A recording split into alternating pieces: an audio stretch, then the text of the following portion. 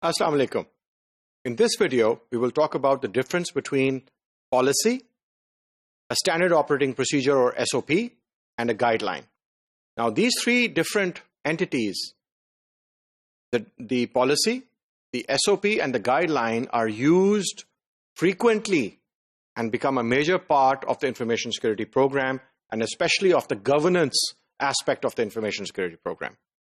The policy is a formal and high-level requirement for securing the organization and its IT assets, and it is a mandatory requirement.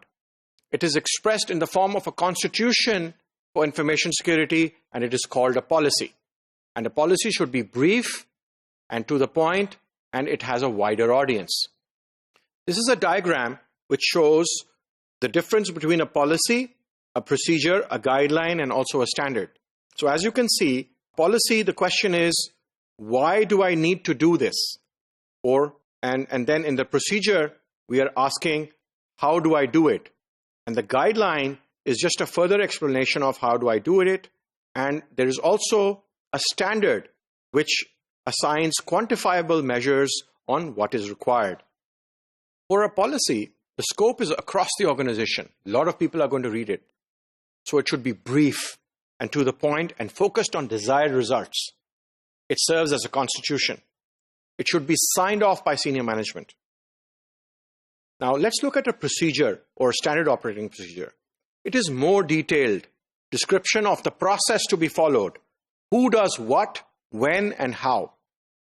Scope is predominantly at a departmental level for a procedure, as opposed to a policy. A policy is at the organizational level, and a procedure predominantly, not always, but predominantly is at the departmental level, because now we want to address more detailed aspects of the standard operating procedure, how to conduct the activity. And it would have a more specified audience because it is for a department. It may be signed off by a departmental head. It does not need to be signed off by the organizational head, the CEO or the president of the organization, or by the senior management. Because it is for a department in scope, for a specific audience, it can be signed off by the department head itself. And now a guideline. A guideline is a general recommendation or statement of best practice. It is not mandatory and further elaborates the related SOP. So whenever there is more detail required on how to conduct an activity as per best practices, in the form of a general recommendation, we put it in a guideline, which is not mandatory. And then finally, a standard. A standard is a specific and mandatory action or rule. It must include one or more specifications for an IT asset or behavior. For example, the standard to renew your password for your Windows workstation is 90 days. Within 90 days, the password should be renewed. And if the user does not renew it, then the user should be automatically prompted to renew the password. The standard is a yardstick to help achieve the policy goals.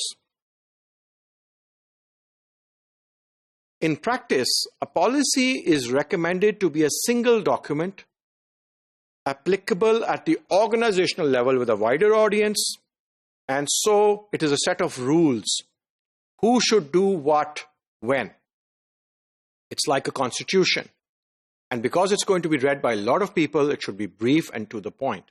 It may be shared with contractors and with suppliers of the organization also. Thus, its scope may be also outside the organization. Now, after a policy, there may be additional policies which are called sub-policies, and they may be defined at a department level. So there are other additional rules which are not going to be addressed at the organizational level, so we call them a sub-policy. And we make this hierarchy in order to better organize ourselves. And policies and standards are mandatory, and they require exception approval. If somebody is going to violate or is not able to follow the policy or the standard, then they need to get an exception sign-off from management. Here are some examples. An information security policy, as we have suggested as a best practice, And to simplify, because what usually happens in organizations is that there may be 35 policies, and those refer to 35 different documents.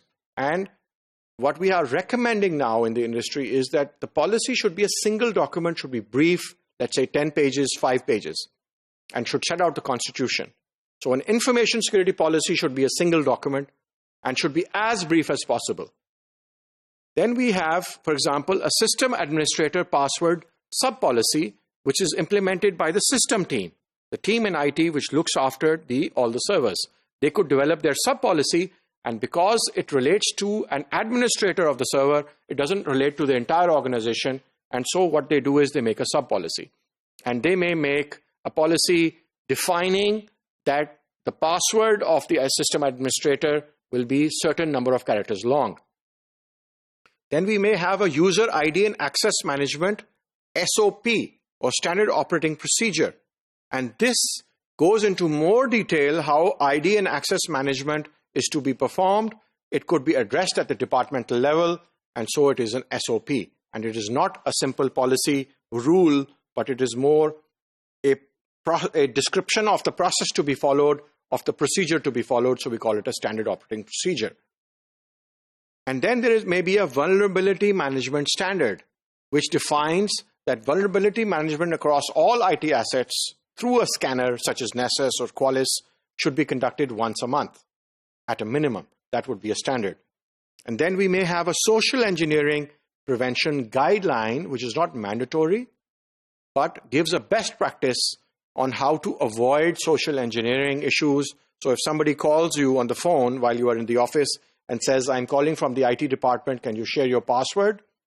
Or if you open the door to the office through your access card and the access control mechanism of the building, when you enter the door and somebody tries to piggyback, and that is also a social engineering mechanism. You open the door, and while the door is open, the person behind you does not swipe their card and does not actually log in through biometric or through the card, and is able to subvert the controls of access control. So that is a social engineering mechanism.